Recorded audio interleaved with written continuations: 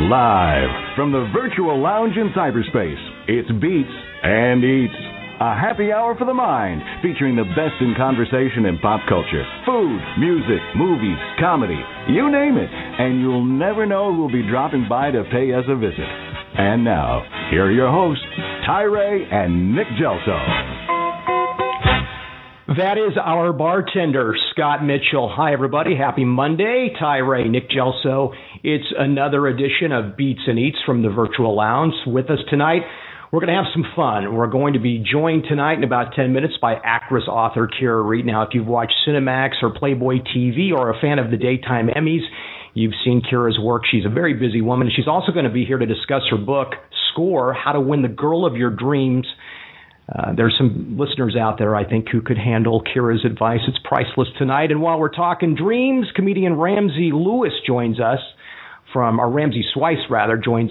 Chicago. Ramzy is also a Beats and Eats Facebook member. He's getting ready to move to Los Angeles for a gig. And we have that and a lot more on tonight's show. If you want to join in on the conversation, our lounge number is 347-215-7771. That's 347-215-7771. Or you can tweet us at Beat, the letter N, Eats, or join the Beats and Eats Facebook page. Both of tonight's guests just signed up this week. So let me bring in my co-host, Nick Gelso. Nick, very cool to have guests who want to be involved in Beats and Eats Facebook page. Yeah, it keeps me going back, Ty.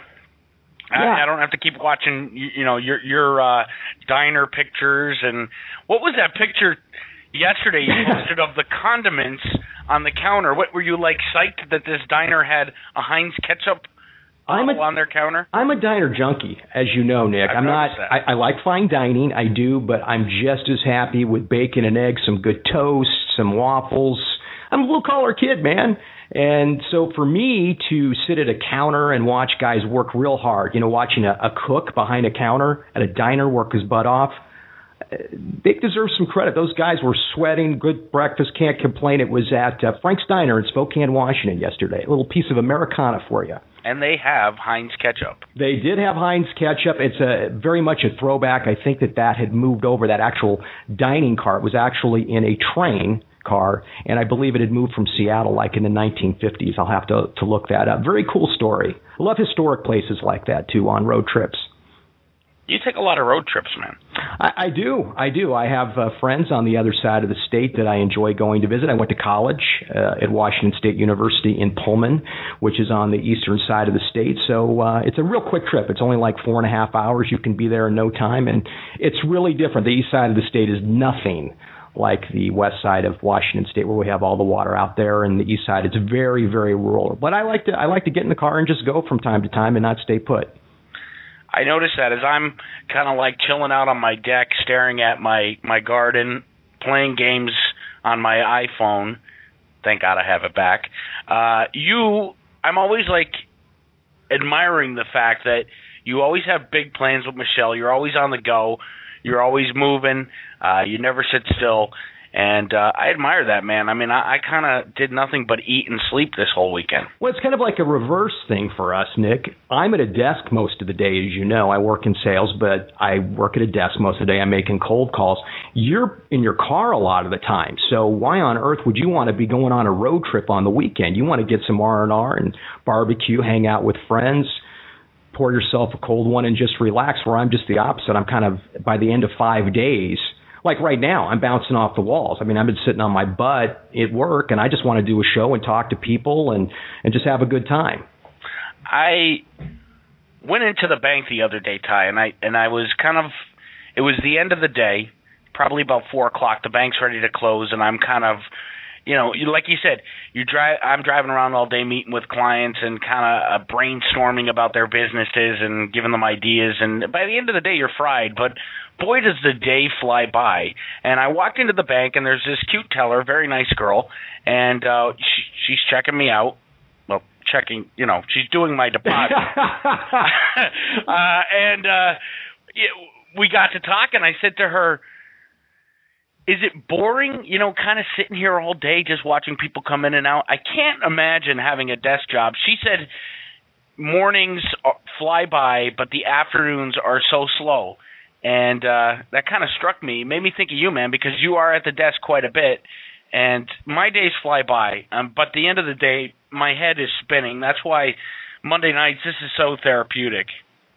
No, it's great. And for me, it's fantastic, too, because most of my communication is via the phone. And while we do the same thing here, we're talking to people via phone, I kind of live vicariously through their eyes, like when we've had Michael Pere and Ava Fabian on in previous shows, to hear their stories and to be able to talk to them, like you said, very therapeutic to do that. Tonight, I'm very much looking forward to speaking with Kira Reed, who's an actress from Beverly Hills, and she just wrote a book we'll be talking about here in about 10 minutes it's just about dating advice, and that got me to thinking, Nick, about the days that I used to date and I used to go out and about. Of course, I have the lovely Michelle now, but how I wish I would have had Kira's book about 20 years ago. I could have really used it. No doubt we all could have used it, just like we could have used cell phones to text message girls from across the classroom. I was watching the Today Show? I'm usually I get like the first hour of the Today Show, and they were saying how it's just so common now to text and sext for high school kids and younger. It's like before you say, hey, you come here often, kind of say like, crazy things on text messaging. I don't know how I got off on this tangent. I guess if we all had Kira's book, we wouldn't have to send out these creepy text messages.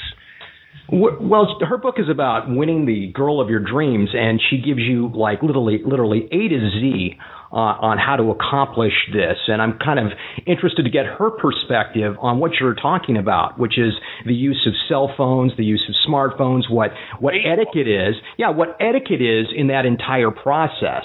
Because she was kind enough to send me a book. I really didn't see that in there other than when you go to dinner, don't answer calls, which to me is an obvious one. But having said that, there are people that do things on dates, and my memory serves me well, that just left me shaking my head. I remember one time, this is a true story, I went over to pick up a woman, right? And I'm in her house. And I'm glad it was a woman. Yeah. Well, one of her ex-boyfriends pulls in, right? Okay. One of her ex-boyfriends pulls in, right? Right. It's like a scene out of a movie. She's like, can you go out to the porch for a few minutes? Are you kidding me? What? Are you kidding me? You're going to put me out on the porch? I hope you left. You know what? I didn't. Because you're too nice. I'm way, way too nice. Way, way too nice. Did you get laid at least? I mean, no. Well, you know what? I won't quite go there. Yeah, but it took time. So you invested in it. Yeah. You invested your pride in it by going and waiting on the porch until she got finished speaking with her ex-boyfriend, breaking up with him. Right. Those activities did not happen that evening. It took quite the process. You're not a football fan, Nick, but there used to be a football coach, Chuck Knox, and they used to call his strategy in football ground Chuck because it was, 3 yards in a cloud of dust. Right. Well, what do you think they called me? They called me ground Chuck. Because that was about as fast. I didn't have a great air game when it came to dating. I had a great ground attack. But okay. It took months of suffering, though. I got to the point, Nick, where I go out with women and they come out with me and they go out with me rather, and they cry. What? They cry. I mean, I felt like Dr. Phil on dates. I wanted to buy myself a couch, set them down, take notes. That sounds like you and Backy's Friday management calls. He calls you up and cries. Oh, yeah, it's horrible. So, I mean, at some point I felt like Dr. Phil in the dating world, and my mom would always tell me, well, Ty, they just feel comfortable with you. They don't feel like they need to impress you. Like, that's not a compliment. Next thing you know, they're going to be farting in front of me. I want them to try, try to impress me. Well, Ty, you got the lovely Michelle, so I don't have to worry about this anymore. No, there's no more stress over this. There's other stress, I might add, but there's no stress on figuring out what to wear. Although having said that, Nick, Kira in her book, I'm interested to talk to her about this, talks about retaining your relationship as well. So I know some of our listeners out there will be interested to hear that. Not just getting the girl, but what you have to do, what you must do to maintain your relationship. And there's no getting lazy. Kira says basically do the same things you did on your first date as you do on your current date, no matter how many years it's been. No, it's not easy.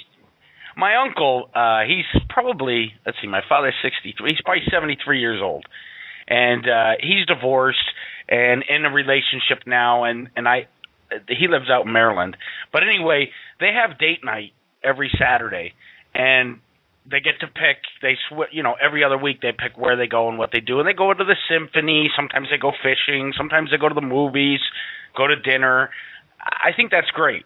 73 years old, and he says it keeps it fresh. It keeps it new. We all have been in relationships where, after a year, 2 years, after a certain amount of time, it could get very stale. Very stale, very stale. And I think that's one of the reasons, and I'm not patting myself on the back at all, because my significant other, Michelle, and I have our share of doozies, if you get what I'm saying. But we try to stay busy. You always want to be busy. We do enjoy watching our share of television, but she supports me in what I do, like right now with the radio show. And I support her in what she likes to do, and I think that's the key. It's also the compromises in life, too. It's an agreement. It's a handshake agreement with one another. You may not always like what each other are doing, but you're going to support one another through thick and thin. So how about we do this, Nick? How about we go to our first break, and hopefully when we come back, the lovely and talented Kira Reed will be calling us from Los Angeles. Sounds like a plan, man. Here we go. Do it. Don't touch that dial. Nick and Ty will be right back with more Beats and Eats.